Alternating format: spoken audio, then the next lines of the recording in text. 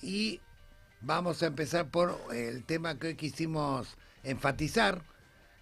como un tema clave, que está ocurriendo imperceptible, pero de manera contundente, no solamente en Argentina, sino en el planeta.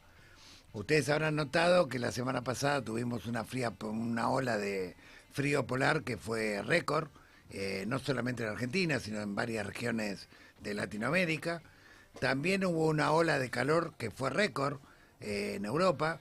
y ambas cuestiones no fueron episodios coyunturales meteorológicos, sino que tienen que ver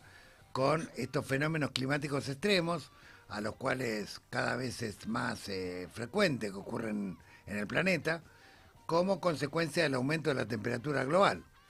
El episodio más extremo que ha ocurrido en Texas, concretamente un diluvio que se llevó puesto con muertos, heridos y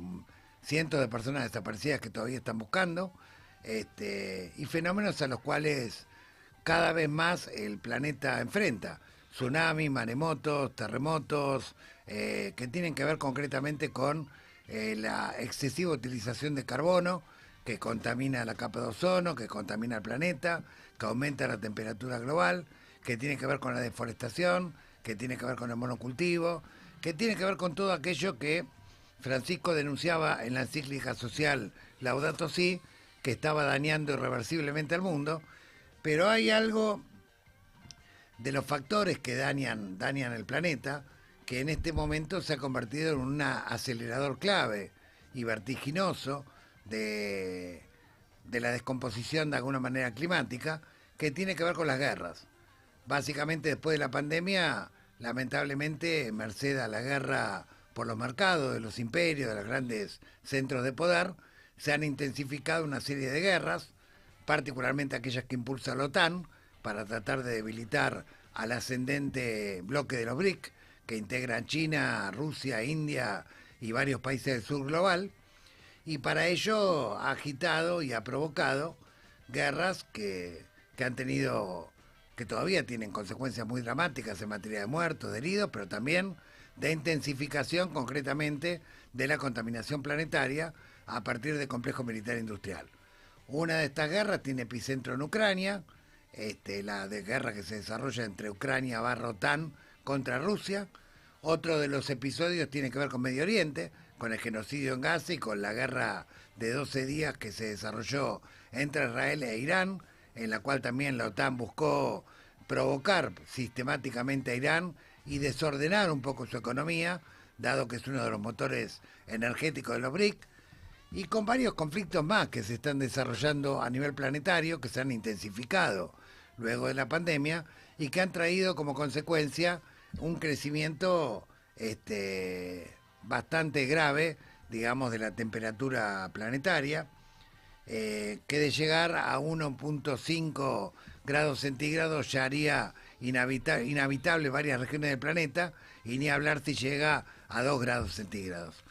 En el año 2015, hace 10 años, justo en el año que se publicó la encíclica Laudato Si,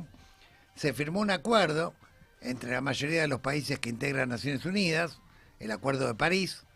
mediante el cual, en base a un consenso científico global, la mayoría de los países que integran Naciones Unidas se comprometieron a un plan de reconversión energética para en 30 años reemplazar la energía basada en restos fósiles en energías eólicas, energía, digamos, solar, en energías renovables, y tratar de aminorar las causas de contaminación, de deforestación, es decir, todas las causas que de alguna manera estaban dañando severamente el planeta. Ya para aquella época, el consenso científico mundial alertaba que faltaban 3 o 4 décadas para que el ascenso de las aguas se lleve puesto a países enteros ante la nula acción de los gobiernos, 3 o 4 décadas para que se reduzca el 40% de las tierras cultivables y escasee el alimento por el monocultivo y el maltrato a la tierra, 3 o 4 décadas para que la tecnología de quinta generación y el llamado Internet de las Cosas solo le garantice trabajo a 1.000 de los 6.000 millones de habitantes del planeta Tierra, y mucho menos para que una matanza generalizada en la pelea por los mercados sea la receta darwinista para tratar de alguna manera de evitar el colapso climático. Es decir, hay dos maneras de enfrentar concretamente el problema del clima. Una tiene que ver con la que se acordó en el Tratado de París, que es básicamente ir reduciendo sistemáticamente la energía basada en carbono, en restos fósiles, por energía renovable, aparte de otras prácticas que también dañaban la casa común. Pero parece que el imperio parece un poco más decidido, o los imperios parecen más decididos a recetas darwinistas que no solamente agravan la contaminación del planeta, sino que en el último año han traído 120.000 muertos como consecuencia de las guerras que se desarrollaron, básicamente las más importantes, con epicentro en Ucrania y con epicentro también en Gaza y en Irán. Hay que recordar que Francisco no solamente denunciaba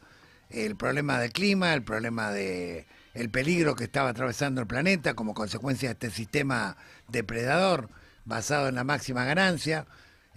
basado en el consumismo desenfrenado, en el paradigma tecnocrático, en la cultura del descarte,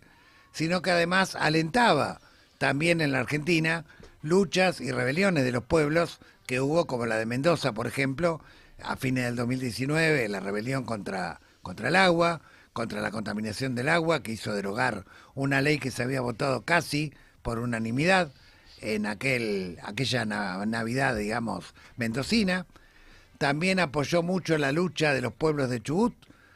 contra la mega minería a cielo abierto, tanto en el 2014 como en el 2023, que hubo dos rebeliones muy grandes que incluso lograron hacer retroceder leyes que también se pretendieron votar, habilitando el extractivismo. También apoyó al pueblo de Malvinas en Córdoba, que se enfrentó a Monsanto, que pretendía instalar una de las multinacionales más importantes de transgénicos, digamos, en la Argentina, y que era apoyada prácticamente por todos los gobiernos, y que, bueno, que gracias a la rebelión popular y al apoyo de Francisco se pudo revertir y se pudo echar a esa empresa de la localidad. Y por eso el 18 de julio estamos haciendo una reunión de activistas, de luchadores, de pensadores ambientalistas de la Argentina, justamente en Malvinas Argentinas, en honor a la lucha enorme de aquel pueblo, y nos vamos a encontrar con protagonistas de estas y otras luchas que se desarrollaron,